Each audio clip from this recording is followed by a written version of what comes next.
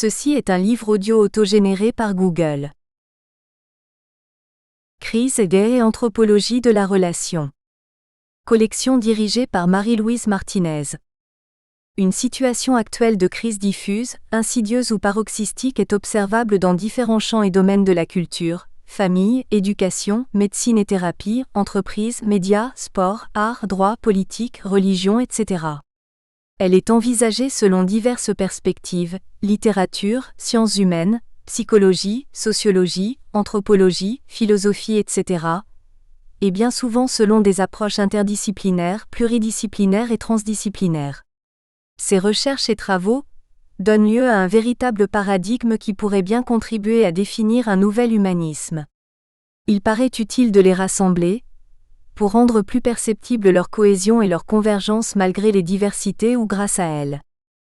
Cette collection se propose de publier en langue française des ouvrages inédits ou traductions, dont les traits communs sont décrire, analyser et déconstruire la crise et la violence qui se manifestent par des dysfonctionnements intrasubjectifs, intersubjectifs, institutionnels, civils.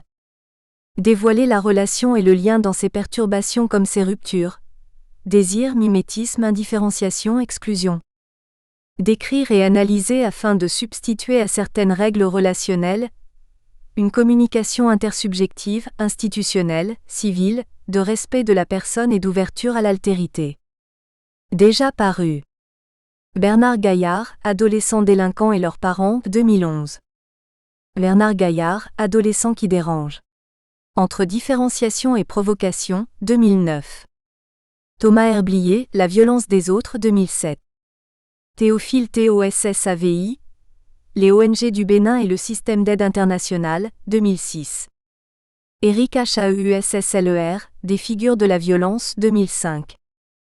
Federica Casini, Bibliographie des études girardiennes en France et en Italie, 2004. Olivier Morel, Essai sur le mimétisme, 2002. Bernard LASSABLIERE, Ils sont fous ces humains. Détritus, La bonne conscience d'Astérix, 2002. Marie-Louise Martinez, édition, L'émergence de la personne, 2002. ML. Martinez, JSEKNADJEASKENAZI, Violence et éducation, 2001. Jean-Paul Munier, L'enfance meurtrie de Louis-Ferdinand Céline, 2000. Francis Jacques, Écrits anthropologiques, 2000. Gérard Lurol, Emmanuel Mounier, Jeunesse de la personne, 2000. Gérard Lurol, Emmanuel Mounier, Le lieu de la personne, 2000. Jean-Paul Munier, Le silence des enfants, 1999. Ouvrage du même auteur. L'écologie dénaturée, les parcs nationaux P. Champollion et A. Champollion. Clay, Editions La pensée sauvage. 1977. Première bibliothèque européenne. Collection 36, coédition CRDP de l'Académie de Grenoble et de la Grave. Volume 1. Naissance et épanouissement du roman P. Champollion, F.K. et Monsieur Rispel. 2000. Volume 2. Crise et renouvellement du roman P. Champollion, F.K. et Monsieur Rispel. 2000. Volume 3. Le théâtre européen P. Champollion. 2002. Destination Arctique. À la découverte du Haut-Arctique canadien, Champollion, P. Esperluette-Nucci, Cédire. 2001. CD-ROM. Grenoble, Skeren, CRDP. Promenade en terre poétique européenne, P. Champollion et ses Fins. 2005. Paris, l'Harmattan. L'enseignement en milieu rural et montagnard. Besançon, Presse universitaire de Franche-Comté. Tome 1 Espaces ruraux et réussite scolaire, Alpes, I. Champollion, P. Fromageau, RC. Esperluette Poiret, JL. 2002. Tome 3 Collégien à mi-parcours, Alpes, I. Champollion, P. Esperluette Poiret, JL. 2005. Tome 4 Parcours scolaire et construction de projets au collège, Alpes, I. Champollion, P. Esperluette Poiret, JL. 2006. Tome 5 Après le collège. Alpes, I. Champollion, P. Esperluette Poiret, JL. 2010. Avant-propos. La prise en compte de la dimension contextuelle de l'éducation et notamment de sa part territoriale est relativement nouvelle. Mais il ne s'agit pas pour autant d'une question insignifiante. L'influence du contextuel sur l'éducatif n'est en effet pas négligeable. Rappelons à titre liminaire, par exemple, qu'il a été récemment montré que dans la zone de montagne française, les influences des différents contextes, toutes dimensions confondues, expliquaient 25% environ de la réussite scolaire des élèves. Champollion 2005-2008. Savoir comment cet impact contextuel général sur l'éducatif se différencie selon ses différentes dimensions, sociologiques, institutionnelles, territoriales, etc. Comprendre sous quelle forme ces diverses influences contextuelles se manifestent, déterminer si celles-ci favorisent l'adaptatif de L'. L'éducation au local, via les politiques des collectivités territoriales compétentes, via les projets des écoles et des établissements, via les équipements scolaires des classes, via les stratégies pédagogiques des enseignants, etc. Toutes ces précédentes interrogations sont évidemment loin de représenter des questions mineures pour tenter de comprendre comment s'égalisent ou non les chances éducatives, à tout le moins pour essayer de voir comment réduire les inégalités d'éducation. L'enjeu est donc d'importance pour les sciences de l'éducation, SDE, et de façon plus opérationnelle, pour le pilotage des politiques éducatives territorialisées. La problématique école rurale et territoire ne s'est en effet véritablement développée dans les sciences de l'éducation qu'à l'orée des années 1980. Elle s'est progressivement construite en s'adossant aux recherches entreprises sur les contextes éducatifs un peu plus tôt, c'est-à-dire dès les années 1960, dans le cadre plus large des sciences humaines et sociales, SHS, mais surtout, plus particulièrement, au sein de la sociologie de l'éducation. Plusieurs initiatives, de facto convergentes, y ont clairement beaucoup contribué dans les décennies suivantes.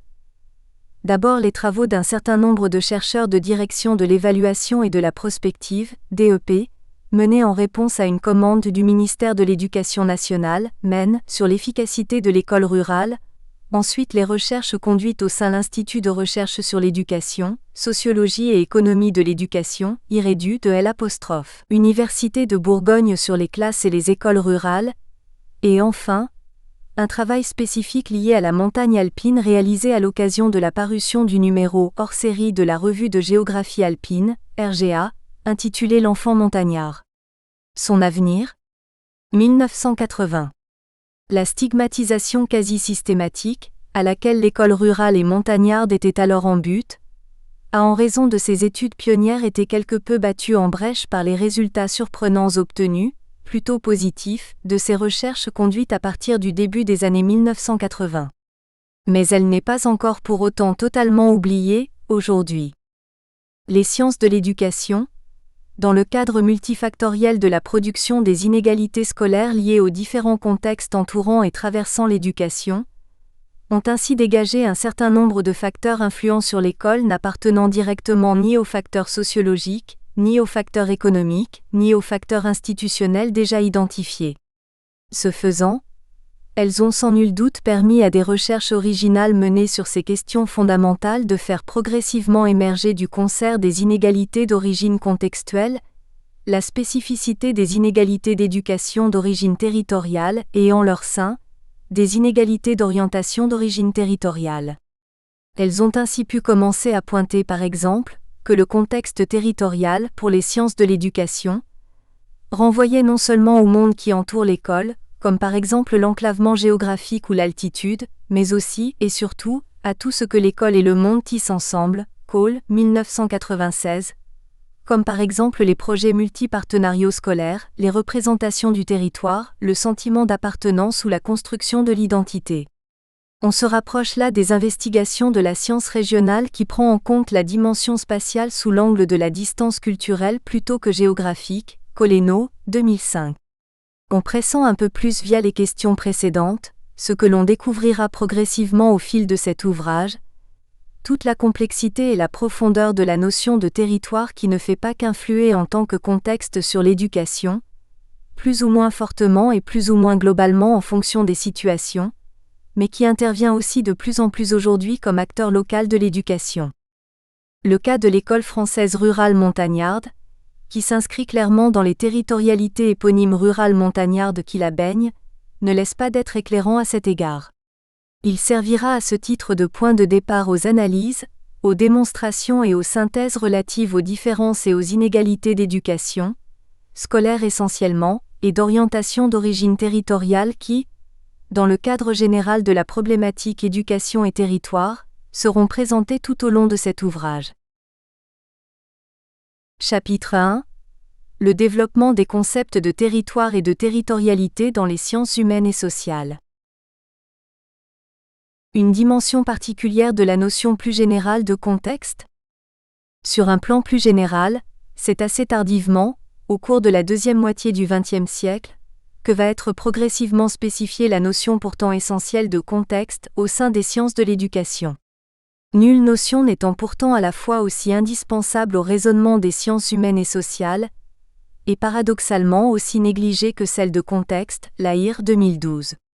Sa première dimension, spatiale, mise au jour à partir des travaux de géographes a servi à partir des années 1950 à 1960 de premier cadre, à un certain nombre d'analyses éducatives géographiquement contextualisées, Gumuchian et Meriodo, 1980, Revue de géographie alpine OPSI.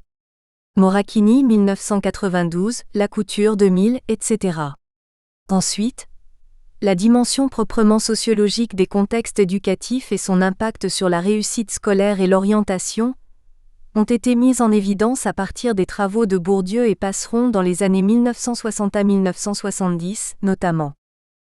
Au début des années 1960, à la suite de la publication d'études sur les cursus scolaires, la revue Population porte à la connaissance du grand public les disparités fantastiques existant selon l'appartenance socio-professionnelle des familles. Par exemple, elle montre qu'un enfant de cadre supérieur possède 80 fois plus de chances de poursuivre des études d'enseignement supérieur qu'un enfant d'ouvrier agricole. Les sociologues se tournent alors très vite vers l'école élémentaire pour trouver l'origine de ces écarts.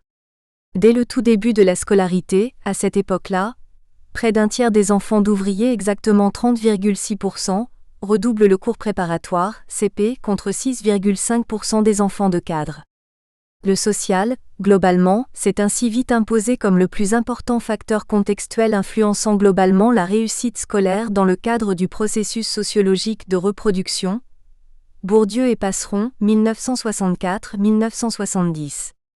Un peu plus tard, le constat initial global de Bourdieu et Passeron a été quelque peu relativisé par Boudon 1973, notamment, qui a différencié au sein de l'inégalité des chances éducatives, les inégalités de réussite scolaire et les inégalités d'orientation qui, ces dernières, sont plus touchées par le phénomène de reproduction. À partir des années 1980, enfin, a été commencé d'étudier la dimension politique des contextes éducatifs, c'est-à-dire d'abord les politiques territorialisées d'éducation et les politiques d'aménagement du territoire éducatif, Charlot, 1994, Derouet, 1992, Van Zanten, 2001, etc. Ces premières analyses des politiques éducatives territorialisées ont été rapidement accompagnées par l'étude de la dimension éducative institutionnelle qui, en cette matière contextuelle, repose principalement sur l'étude des effets maîtres, effets classe, effets établissement et éventuellement effets circonscription. Durubella et Minga 1988, Bressou 1994, etc., dont les impacts sur la réussite scolaire ont été successivement identifiés et mesurés. C'est grosso modo à la même époque que les chercheurs de la Direction de l'évaluation et de la prospective du ministère français de l'Éducation nationale, Davaillon et Evrard, 1998, ont mis en évidence, ce qui fut une surprise pour tous, le bon niveau de réussite des élèves des écoles de l'espace rural et montagnard qui fréquentaient les classes uniques et les classes à plusieurs cours, formes scolaires, développées dans les 10 espaces ruraux et montagnards pour faire face au déclin démographique généré par l'exode rural. Bien sûr, tout n'est pas aussi simple que la rapide chronologie relative précédente peut le laisser supposer. La succession des différentes mises en évidence des diverses contextualisations scolaires qui se chevauchent souvent, au moins partiellement, ne s'est évidemment pas faite de façon aussi linéaire.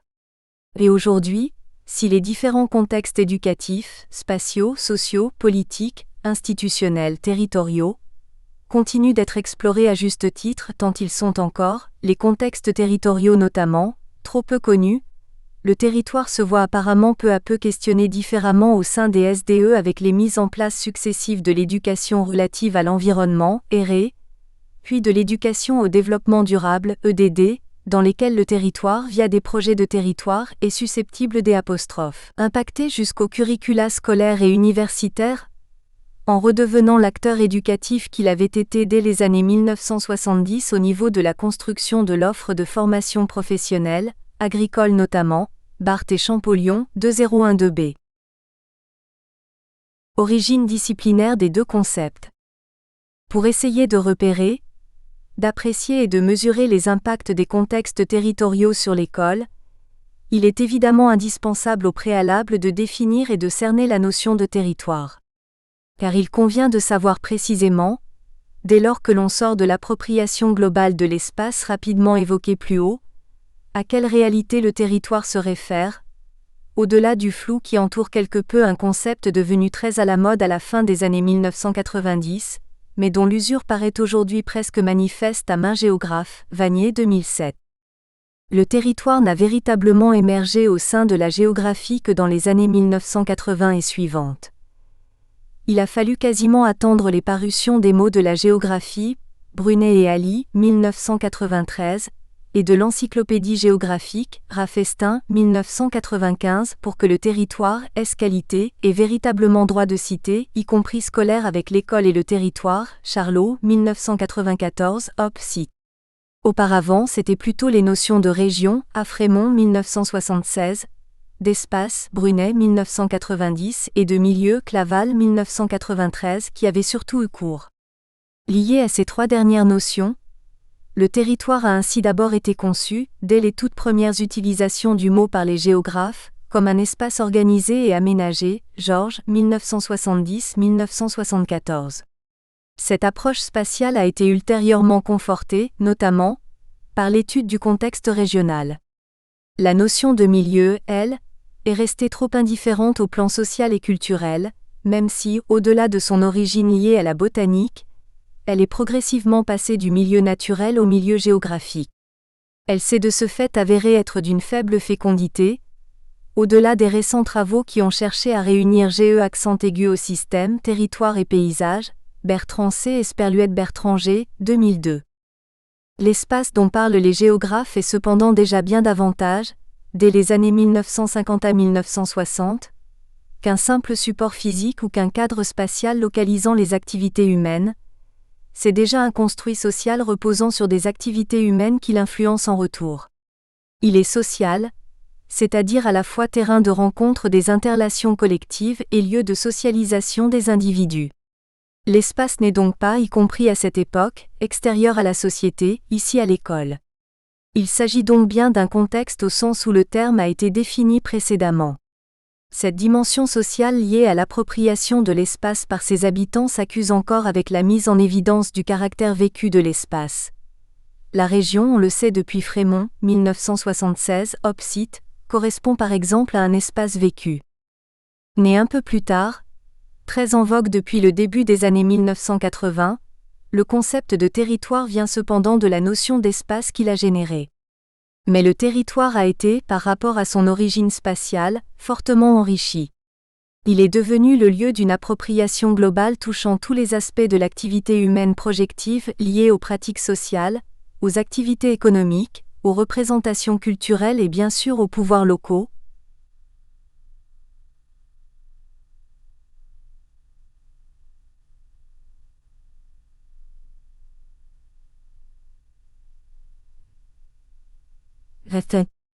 Le terme avait évidemment été utilisé antérieurement, mais quasi uniquement pour caractériser le champ d'intervention de l'État, son pouvoir, Pinchemel, 1997. Cette première acception du territoire, historiquement datée, qui s'alimentait d'une double origine, une origine éthologique, la niche écologique, et une origine juridique, le jus terendi, s'est opérationnalisée dans le champ politique avec le développement de l'aménagement du territoire dans la seconde moitié du XXe siècle. Mais en même temps, le territoire s'est vu progressivement doté d'une dimension socioculturelle forte, incarnant la relation symbolique entre la culture et l'espace, constitutive de symboles, de rêves, de valeurs et d'identité, Bonnemaison 1981. Cette dimension nouvelle, plus large, du territoire qui a débouché sur la notion de territorialité Lebert 1992, prend en compte, dans le cadre de la relation collective des individus à l'espace, les pratiques culturelles et sociales sur un espace donné, fût-il discontinu, comme par exemple le territoire de vie des Inuits, Alaska, Nunavut, Nunavik, Groenland, Spitzberg, Laponie, Sibérie pour l'essentiel, pendant un temps donné. D'une façon générale, donc, le terme de territoire a pour les géographes une double acception. Soit il se réfère à une réalité juridico-administrative, comme c'est le cas dans l'expression aménagement du territoire, soit il renvoie au concept de territorialité, largement présent dans les sciences sociales depuis une bonne vingtaine d'années. Autant réalité naturelle que sociale, le territoire ne se laisse pas facilement décomposer. Milieu, pratique, représentation et organisation sociopolitique constituent un système dont les parties sont interdépendantes. Gumuchian 2001 page 43. Ce type de définition du territoire a perduré jusqu'à la toute fin du XXe siècle, comme en témoigne la définition immédiatement précédente. Le territoire, dans cette dernière perspective, a été ainsi globalement appréhendé comme une portion d'espace contrôlée et appropriée, y compris symboliquement, par une société donnée, dit Méo, 2003. Il est encore souvent aujourd'hui présenté de la sorte. L'idée même de territoire implique impérativement l'expression d'une volonté identifiée d'appropriation plus ou moins exclusive, soit par un groupe social, soit par une famille, soit par un individu, Y. Lacoste 2003. Cette approche systémique du territoire reposait historiquement sur deux entrées principales. D'une part, l'appropriation de l'espace par ses usagers, aussi bien réels que symboliques, et d'autre part, l'organisation sociale du dit espace. Elle a été récemment complétée par l'introduction de la notion d'acteurs territoriaux. Le territoire apparaît ainsi, dans ce nouveau et dernier cadre, comme une construction de ces acteurs, plus précisément comme un système complexe construit par ces acteurs, Moine 2006. L'actuelle multidimensionnalité du concept de territoire, liant de façon systémique essentiellement espace approprié, vécu et symbolique, organisation spatiale prescrite et enfin, jeu social d'acteurs territoriaux, semble être davantage à même de rendre compte de la complexité d'un concept intrinsèquement composite qui n'est plus aujourd'hui seulement constitué de ses seules dimensions spatiales et organisationnelles et dont l'importance croissante aujourd'hui toujours, apparaît par-delà son caractère diffus de plus en plus flagrante, y compris au niveau scolaire. Les différentes dimensions constitutives du territoire. De quoi parle-t-on précisément quand on étudie le territoire dans les sciences de l'éducation ? Et de quel territoire est-il effectivement question ? Le contexte, ici donc territorial, n'est pas, on l'a vu, une réalité extérieure à l'élément que l'on cherche à comprendre, Lahire 2012, comme pouvait l'être la première notion d'espace géographique par exemple. Le territoire renvoie à un véritable construit humain, qui consiste d'abord en un véritable tissage socio-spatial effectué progressivement par des acteurs, que les habitants se sont avec le temps appropriés. Différentes dimensions traversent dans les faits la notion complexe de territoire utilisée aujourd'hui dans les sciences de l'éducation et plus généralement dans les sciences humaines et sociales. La dimension spatiale. En tant que première dimension mise au jour par les géographes au milieu du XXe siècle, elle a longtemps constitué le seul cadre physique de la notion émergente de territoire. La dimension sociologique.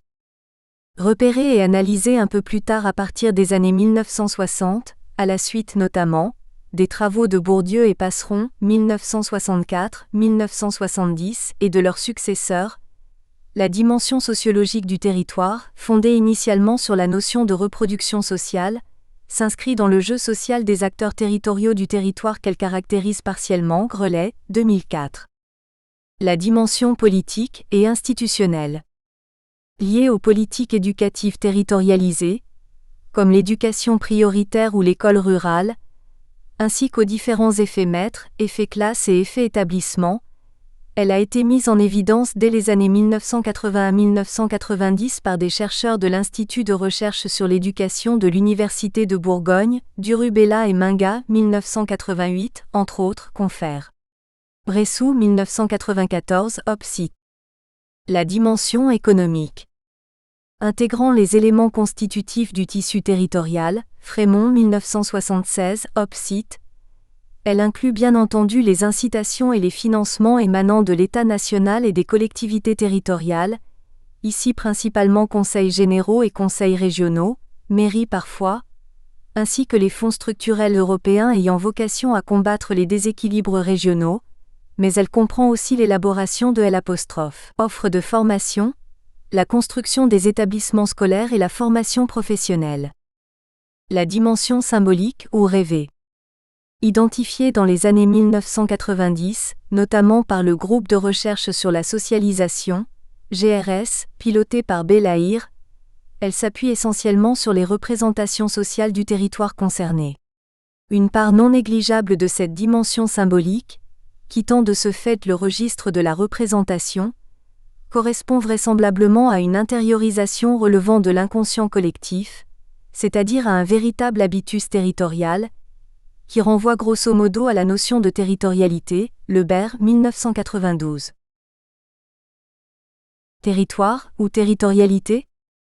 Le territoire, si l'on peut oser ici une définition synthétique de ce concept non encore stabilisé qui par bien des aspects, mais non par tous, s'apparente à une question socialement vive, QSV, selon la définition qu'en donnent Legardet et Simon-Noël, 2006, représente un système en tension reliant un espace éventuellement réticularisé au jeu social, aux actions, aux projets, aux représentations etc. de ses acteurs, d'après Ormeau 2008.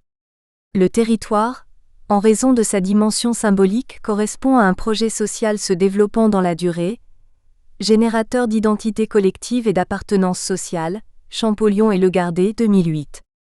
Il constitue de facto une territorialité activée, Vanier 2007, Opsite, qui s'alimente d'une conscience collective, Caillouette 2007. Plus généralement, dans les sciences de l'éducation, le territoire a d'abord, comme on l'a vu, été considéré comme un contexte impactant l'éducation, ponctuellement bien sûr. Pensons à la forme scolaire des classes à plusieurs cours, Davaillon et Evrard 1998, Roy 2003, mais aussi globalement, via des effets de territoire, Champollion 2005, 2008 de 01A. À ce dernier titre, il a en effet été montré que dans les milieux montagnards français, le territoire ou plutôt la territorialité correspondante impactait réellement les choix d'orientation et les trajectoires scolaires en tant que variable contextuelle. De manière moins intense certes que la dimension sociologique, qui explique environ la moitié de la variance expliquée ou inertie liée aux facteurs contextuels, mais de façon tout de même non négligeable, la territorialité ou dimension territoriale symbolique explique plus de 20,14% de l'inertie. En termes d'image, mais bien sûr ici comme partout comparaison n'est pas raison, le territoire est un peu à la territorialité ce que la performance est, en linguistique, à la compétence, ou bien ce que le comportement est en psychologie, à la personnalité. Pour poursuivre un temps sur le terrain risqué de la métaphore, la territorialité a par exemple été admirablement chantée en littérature par Giono, Provence et par Ramu, Montagne. Elle a notamment aussi été remarquablement peinte par Hodler, Lehmanni et Oberland-Bernois, Lac de Thun et Jungfrau plus particulièrement entre autres paysages lacustres et alpins suisses, et Segantini, vie montagnarde. L'approche pluridisciplinaire de l'Observatoire de l'école rurale. Au niveau de l'Observatoire de l'école rurale, OER, équipe pluridisciplinaire regroupant chercheurs en sciences de l'éducation, en géographie et en sociologie, les recherches fondatrices conduites, les seules en France qui analysent la ruralité éducative française de façon réellement différenciée comme on le verra plus loin, Jean 2012, se sont inscrites dans le dilemme suivant. Si le territoire comme l'école elle-même n'est pas en milieu ruraux et montagnards un seul et simple révélateur des inégalités, sociales notamment, mais pèse bel et bien escalité sur la scolarité et l'orientation, alors il devient absolument nécessaire d'essayer de connaître et de comprendre son impact sur l'école pour tenter d'atténuer les difficultés scolaires qu'il provoque et de majorer les atouts qu'il génère et, partant, de fournir les éléments de connaissance et de compréhension indispensables pour essayer d'améliorer le rendement pédagogique de l'école rurale et montagnarde. Les recherches de l'Observatoire, liées essentiellement à la scolarisation en milieux ruraux et montagnards, sont donc parties de facto d'un constat ponctuel issu des travaux de la DEP et de l'IREDU, notamment dans les années 1980 à 1990, constat effectué par tous les membres fondateurs de l'OER à la fin des années 1990, qui était alors, au-delà des tenants et des aboutissants de la polémique renaissante sur la question de L'. Efficacité pédagogique des classes à plusieurs cours, sans réponse scientifique documentée. Pourquoi les élèves ruraux issus des classes uniques rurales et montagnardes, après être entrés au collège dans les meilleurs, Evrard 1995, en termes de réussite scolaire, en sortent-ils parmi les pires d'Availlon et Evrard 1998, en termes de hiérarchie sociale de choix d'orientation? Ces questions initiales n'avaient pas pu, à l'époque, recevoir de véritables réponses scientifiques pour toute une série de raisons dont les principales sont détaillées assez rapidement ci-dessous. Tout d'abord, les plus grands déterminants des trajectoires scolaires n'avaient pas encore été tous explorés. Si, comme on l'a vu, les effets de l'origine sociale et culturelle des élèves avaient déjà été largement mis en lumière à la suite des premiers travaux de la sociologie de l'éducation, si les impacts des politiques publiques d'éducation territorialisées avaient déjà commencé d'être étudiés, les éventuels effets des contextes territoriaux, eux, n'avaient pas encore été vraiment abordés. Ensuite, l'approche de la ruralité était encore très largement indifférenciée.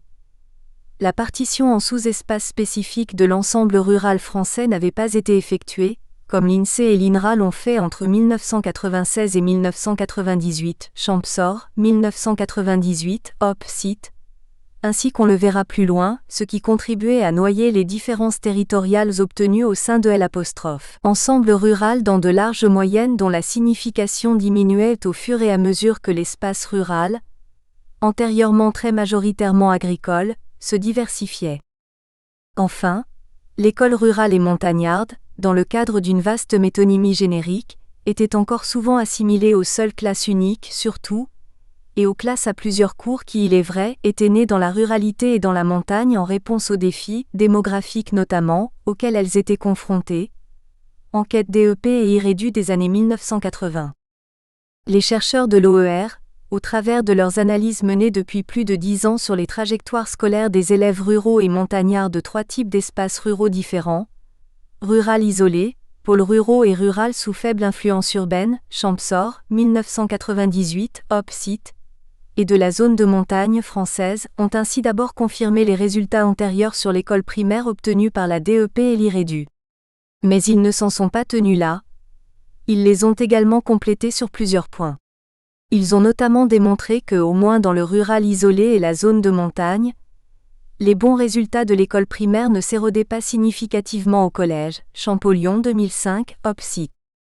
Ils ont également établi que d'une façon générale, dans tout l'espace à dominante rurale, l'utilisation régulière des TIS par exemple, ne paraissait pas avoir d'effet sur les résultats scolaires, Alpes 2008.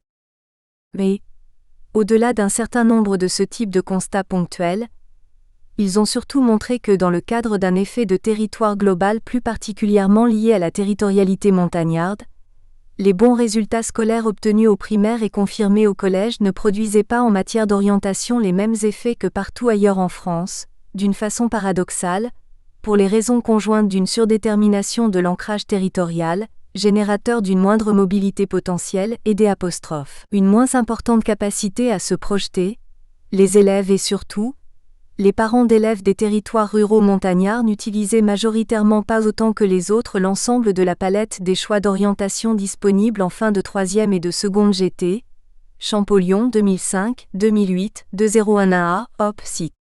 L'intégralité des résultats des recherches de l'OER. Nous espérons que vous avez apprécié cet aperçu. Pour continuer à écouter ce livre audio sur Google Play Livres, utilisez le lien dans la description de la vidéo.